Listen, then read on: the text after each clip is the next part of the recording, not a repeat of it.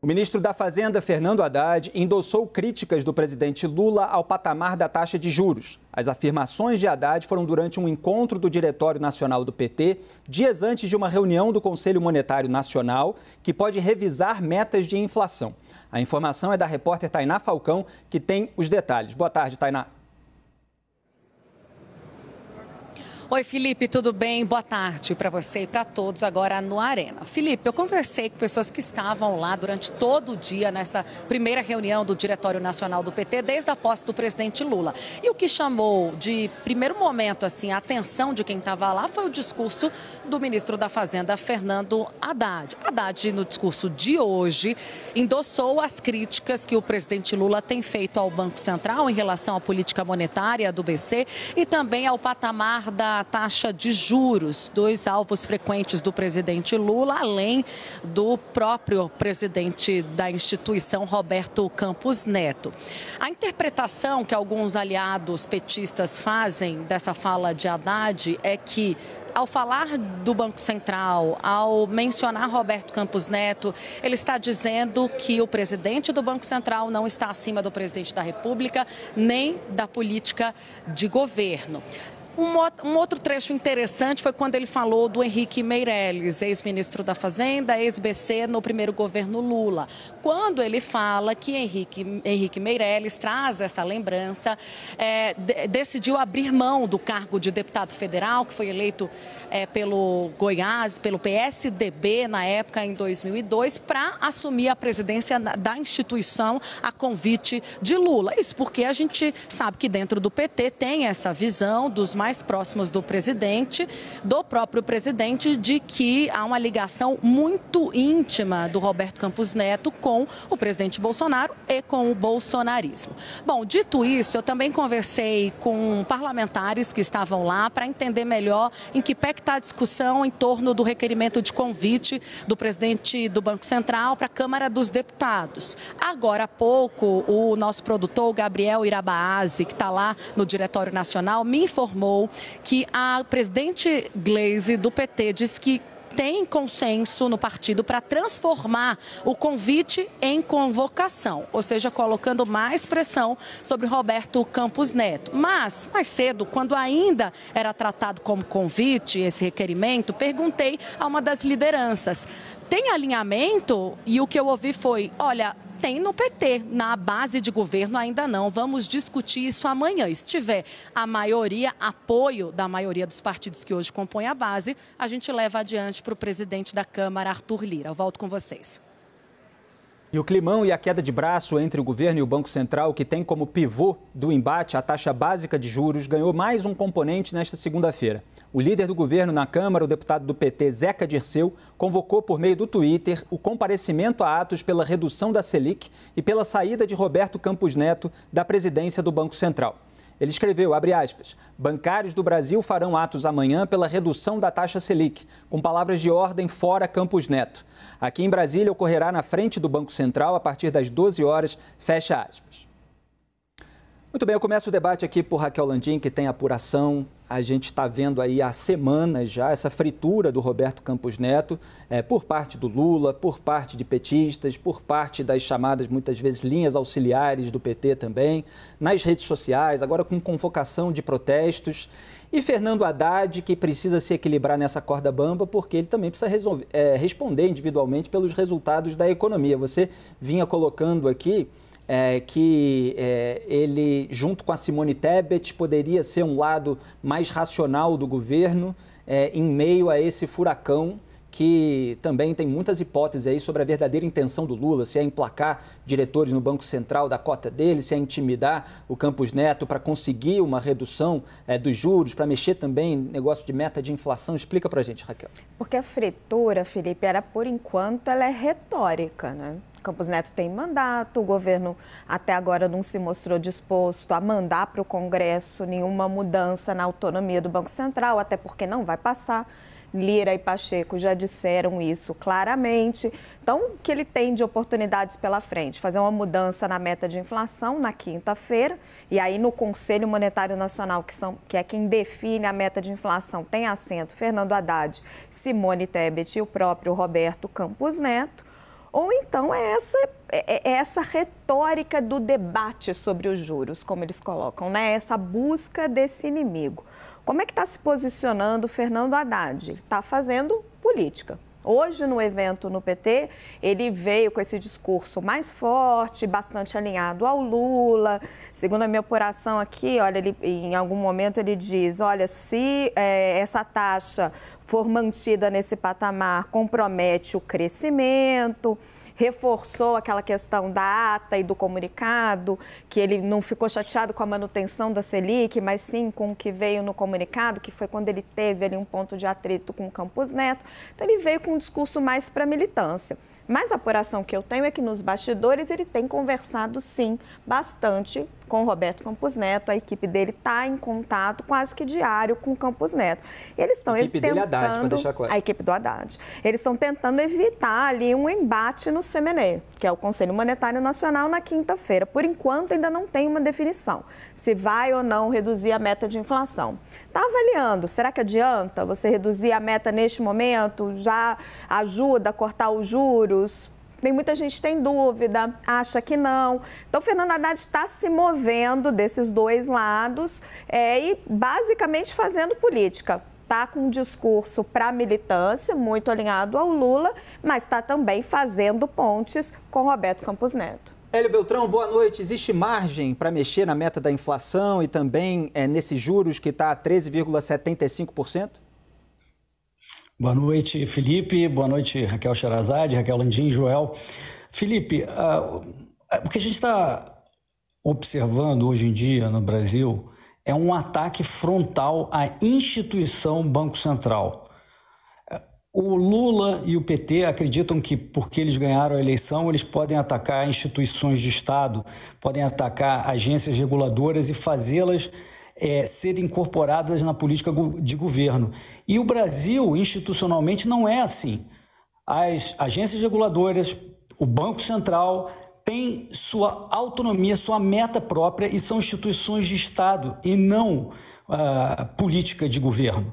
Então, o que eles estão fazendo, além de fazer bullying com o Roberto Campos Neto, eles estão emparedando o Banco Central do Brasil. O que eles querem fazer é violar a independência institucional do Banco Central, na prática, que impede que o governo tome conta da política monetária, tome conta da taxa de juros, que é o que eles querem fazer.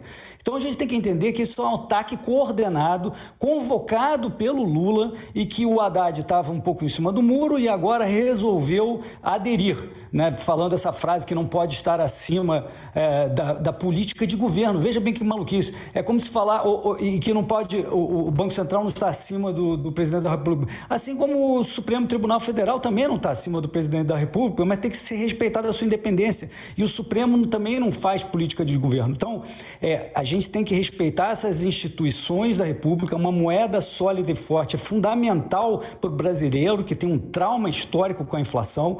Então, todo esse ataque é absolutamente inaceitável. Além de tudo isso, né, só para responder a tua pergunta rapidamente, Felipe, a taxa de juros hoje determinada é técnica, não é só o Roberto Campos Neto. O Comitê de Política Monetária tem 9 membros. Eles tecnicamente analisam e fazem a melhor estimativa do que é necessário para trazer a inflação de volta para a meta.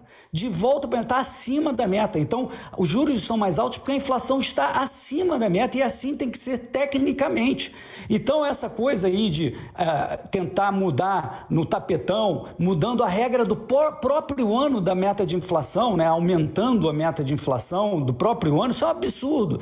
Fazer nomeações políticas ou para confrontar o Roberto Campos Neto, como disse o Lula, desses diretores que vão ser nomeados no mês que vem, também é completamente absurdo. Respeito se o Congresso Nacional quiser convocar o Roberto Campos Neto para dar explicações, etc. Mas tudo isso é deliberado e um ataque frontal a uma instituição fundamental da nossa democracia. O que eu queria apontar? Não, eu só acho que as coisas precisam ser matizadas, Hélio. Eu também acho que tem um ataque político sendo feito. Agora, por exemplo, se houver uma mudança na meta de inflação, a gente sabe que isso acaba gerando mais inflação, né? Quando você muda a meta, você desancora as expectativas. Só que se a mudança for pequena, você acaba dando uma certa previsibilidade para o mercado, dada a confusão em que estamos. A gente sabe, por apuração e por conversas, que são já grandes banqueiros que têm conversado com o Campos Neto e que o próprio Campos Neto trouxe essa sugestão para Fernanda Haddad e para Simone Tebet. Então, as coisas, elas não são, assim, sempre tanto preto no branco. Tem muita política aí no meio dessa história. Então, sim, o Banco Central tem sua autonomia, tem a sua independência, ele está diante de um ataque político, só que é preciso matizar. É um ataque político, mas que o PT não vai às últimas consequências. Ele não está mandando nenhuma proposta, tanto que o mercado hoje está nem aí, ó. Os índices já estão ignorando, porque estão vendo que é muito mais retórica do que prática. Né? E a gente está vendo essa costura política sendo feita. Também a gente não pode ignorar essas matizes que estão sendo costuradas entre Campos Neto, entre Haddad. Tem muitas nuances aí que a gente precisa ver. Hélio, quer falar? Eu acho os dois pontinhos. Diga. 2 pontinhos rápidos. Eu acho que gera mais incerteza falar em mudar a meta da inflação no próprio ano corrente, coisa que não ocorre há muito tempo no Brasil. Isso eu acho que é muito negativo. A outra coisa que eu acho negativa é uma pressão sobre o Conselho Monetário Nacional, que, relembrando, tem a Tebet votando, tem o Haddad votando e tem o próprio Roberto Campos Neto votando. Se o Roberto Campos Neto capitula e aceita aumentar a meta de inflação, isso, na minha opinião, denota fraqueza da instituição Banco Central. E isso, para um governo que é centralizador de poder, como o PT, é cheiro de sangue na água. Eu acho que isso é negativo, que vai demonstrar fraqueza para o PT. Hélio, mas é essa nuance que eu estou tentando te mostrar. Não é que ele vai estar capitulando. Ele mesmo trouxe essa ideia. Tem uma entrevista do Luiz Fernando Figueiredo, se não me engano, na Folha de São Paulo, no fim de semana, dizendo que pode ancorar expectativas. Eu conversei com grandes banqueiros brasileiros dizendo isso. Só o que eu estou apontando a gente tem muitas nuances nessa história. Não é simplesmente preto no branco. Se a mexida for pequena, de 3,25 para 3,5 em 2024, por exemplo, talvez ele esteja entregando um anel para não chegar lá em junho e ter que subir a meta para 4%, como que é o Lula, a Gleisi e o Mercadante. Nós temos que entender também nessa situação que Fernando Haddad e Roberto Campos Neto estão com outro time adversário do outro lado, que se chama Gleisi Hoffmann, Aloysio Mercadante e toda a ala de esquerda do PT. Aloysio Mercadante está preparando um novo arcabouço fiscal do B para entregar ao presidente Lula. E ele diz o tempo todo, não, olha, né, hoje já negou de novo, não é que eu estou fazendo isso para puxar o tapete do Haddad, mas está. Então, só o que eu estou tentando te pontuar é que tem nuances nessa história, nuances políticas importantes. Pode ser que por trás também dessas convocações do Zeca Dirceu, da Gleisi Hoffmann, por movimentos aí contra o presidente do Banco Central, pode também haver uma pressão para que ele renuncie ou seja demitido, porque segundo a lei que foi aprovada recentemente, né, que deu autonomia ao Banco Central, ele pode ser demitido, né? Não, ele não pode ser demitido, Raquel. Ele pode ser demitido caso com aval do Senado, com maioria de 41 votos dos senadores, do total de 81, ele poderia sim ser demitido. Então, talvez eu acho que o Lula não seria uma boa jogada. Por quê? Porque o Lula teria que desperdiçar esse capital político que ele poderia ser usado, esse cartucho poderia ser usado para quê? Para aprovação da reforma tributária, que está aí batendo a porta e é urgente. Mas não. A única chance que eu vejo para ele ser demitido é você pegar uma brecha que tem lá na lei e dizer, eu não acho que haja uma possibilidade de ser demitido. Só explicar para as pessoas. Tem uma brecha lá na lei que diz que se o presidente do Banco Central não cumpriu a meta de inflação durante 2 anos, ele estaria passível de troca. Até poderia se utilizar essa brecha. Mas, assim, é um negócio que seria super controverso e ele tem autonomia. Ele tem mais 2 anos de mandato pela frente. Vamos ouvir o Joel agora e depois eu volto para Raquel e para o Hélio. Diga, João. Exato. Seria um gasto de capital político forte do governo. Acho que todos nós duvidamos que a gente veja isso. Agora, a alternativa do próprio Roberto Campos Neto se cansar de tanto ataque continuado, de tanto ódio da opinião pública, não é de todo impossível que ele pudesse se cansar disso e dizer, não, tenho mais o que fazer do que ficar dando murro em ponta de faca contra um governo que está contra mim com todas as suas forças retóricas. Também espero que isso não aconteça e acho que isso não deve acontecer. Agora, vamos ser sinceros, acho que ninguém tem plena certeza do que acontecerá se o CMN mudar a meta de inflação para esse ou para o próximo ano. Pode ser que seja um aumento quase indolor, inofensivo e permita um pouco mais de crescimento econômico. Pode ser que as expectativas de inflação saiam do controle e que a própria inflação suba muito mais do que o esperado. E por quê? Porque o Brasil, de fato, isso é uma coisa que os críticos apontam, embora os críticos do Banco Central apontam, mas não chegam nos motivos disso, mas o Brasil, de fato, tem juros muito altos, se comparados a outros países do mundo. Juros reais muito altos, ou seja, o juro descontando a inflação. O problema é que isso tem motivo de ser. O Brasil é um país com um endividamento, está aí em torno de 75% do PIB, o endividamento público é alto. O Brasil é um país de poupança baixa, poupança privada baixa.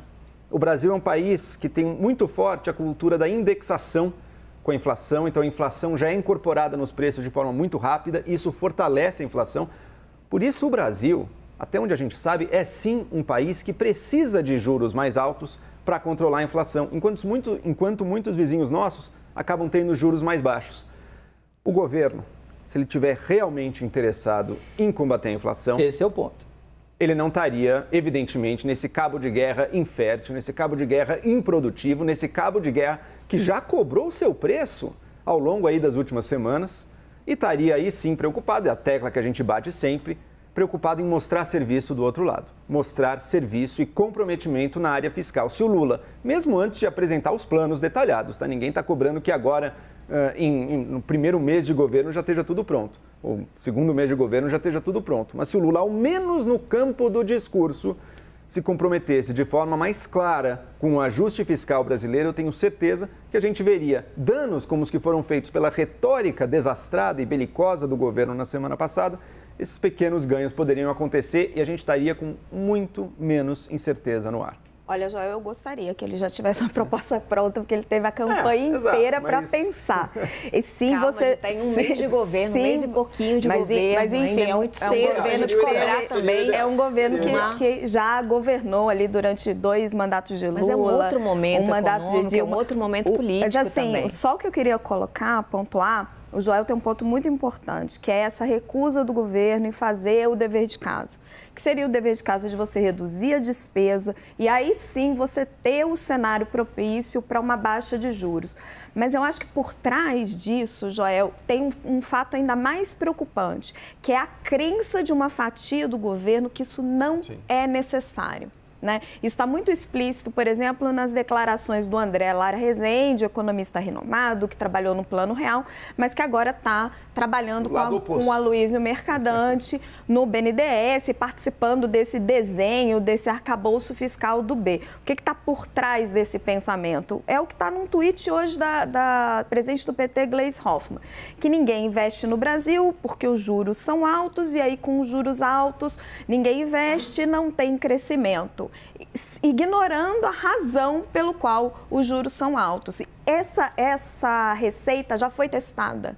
Isso foi feito pelo governo Dilma. A Dilma deu um cavalo de pau nos juros, baixou, provocou uma enorme incerteza, deu errado. Só para deixar claro, essa receita que você está se referindo é a receita que não dá certo. Da nova matriz. É a receita da nova matriz econômica. O governo Lula está ameaçando colocar em prática. Exato, que foi quando Dilma Rousseff deu um cavalo de pau nos juros, começou a cortar os juros de uma forma que ninguém esperava, gerou-se junto com outros fatores uma enorme crise econômica. Então, assim, é impressionante como não se aprende com os erros do passado. E temos a boa lição também, né? Quando o Temer assumiu e fez a lei do teto de gastos, a gente tinha Ilan Goldfein no Banco Central, todos os críticos apontando o dedo. É o presidente dos banqueiros, ele quer o rentismo, ele quer juros altos. Ao longo da vigência do mandato do Goldfein, os juros caíram lá de cerca de 14% para 6,5%, e depois, com Roberto Campos Neto, seguiram caindo, chegando a 2% na pandemia.